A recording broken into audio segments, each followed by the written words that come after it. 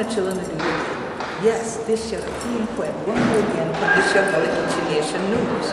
So glad if you come on back on the air and things like that, and bring on a word of wine on down. So 100 children, this year day, you don't see this year plenty down on the show for Perlo. But we got one special guest on the air this evening, that a Judge Hatchett. 100 children to see all across the world on the TV and things like that. It come for this year Martin Luther King Day celebration, but rather was the Martin Luther King week with a Gwine on the campus at Technical College in the Lowcountry and Beaufort, South Kakalaki, in the Gullah Geechee Nation. So 100 children, this year the Queen Quet, and 100 know this year the what Gwine on. On behalf of Dr. Thomas Leitzel and the entire TCL family, the members of the Perlo Advisory Committee, I want to welcome you to the fourth in our series of lectures that we call Inspire.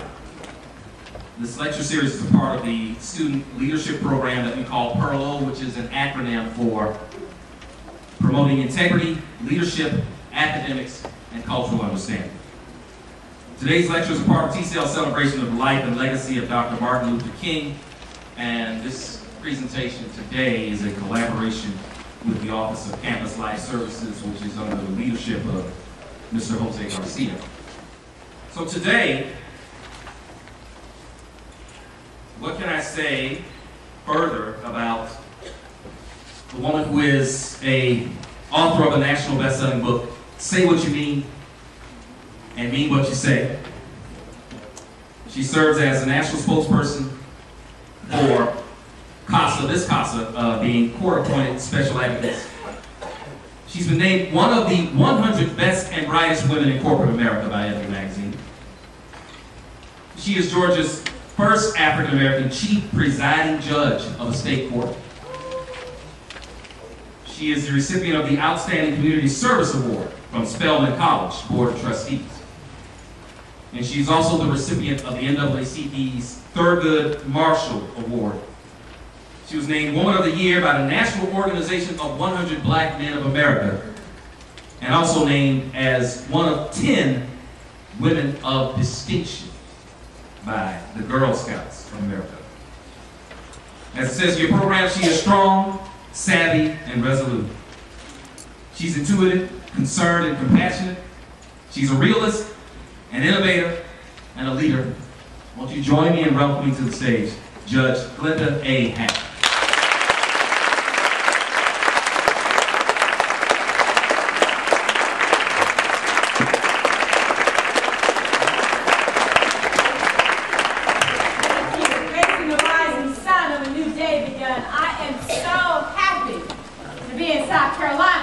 All right. Beaufort, South Carolina. That's right.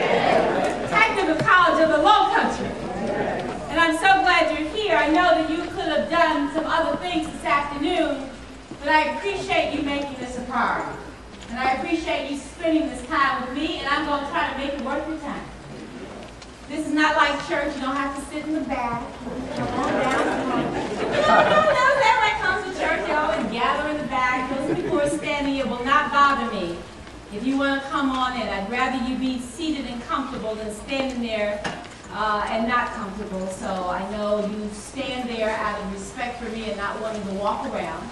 But feel free to take a seat. I know some of you are working with the you probably need to stand on up there. That's fine. I'm happy to be here. To Mr. Burgess, thank you so much. I have an amazing, I don't know what they did, but I sure had an amazing time with these young men and this amazing program today, and you all are doing some incredible work, and I hope that others will be inspired by this program. And I hope that you'll be able to replicate this in other places across the country because it is needed, it is important, and as you raise up this new generation of leaders, you are making a wonderful head start on generations yet born.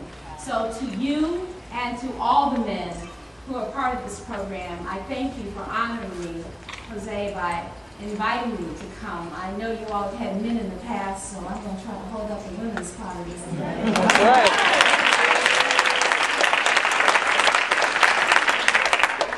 But you know, I don't get it twisted because I tell people I was so I appreciate strong men. And I know what strong men look like. And so having a hero in my own house, you know, as a little colored girl growing up in the Deep South, I didn't have to read about my hero. My hero was my dad, who lived in my house, who was in reach, who taught me that being a little colored girl was not a curse, but was rather a blessing, and I could do anything I wanted to do. So I thank him. But I would challenge us today, as we talk about Dr. King and his legacy, what does that really mean for us? For the men in Perlo? What does that mean for the students here at this college? What does it mean for people in this community, in this state, in this nation, in this world? What did his legacy mean?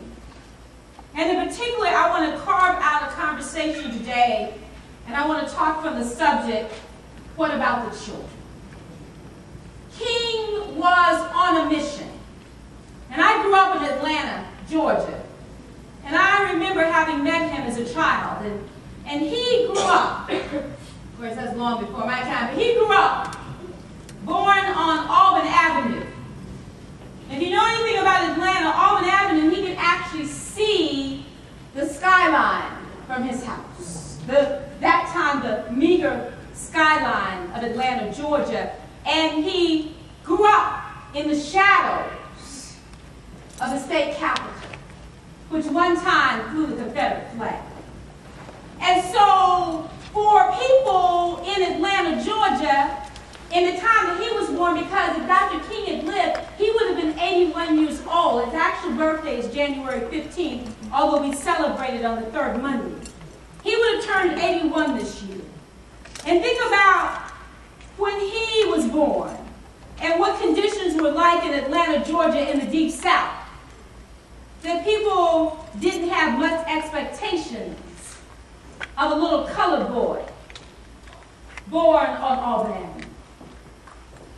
Didn't have much expectations. But God had a different assignment.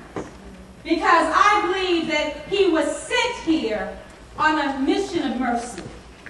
On a mission that would ultimately not only change the way that the segregated South operated, but he was sent on a mission to change the way that we all treated each other as human beings.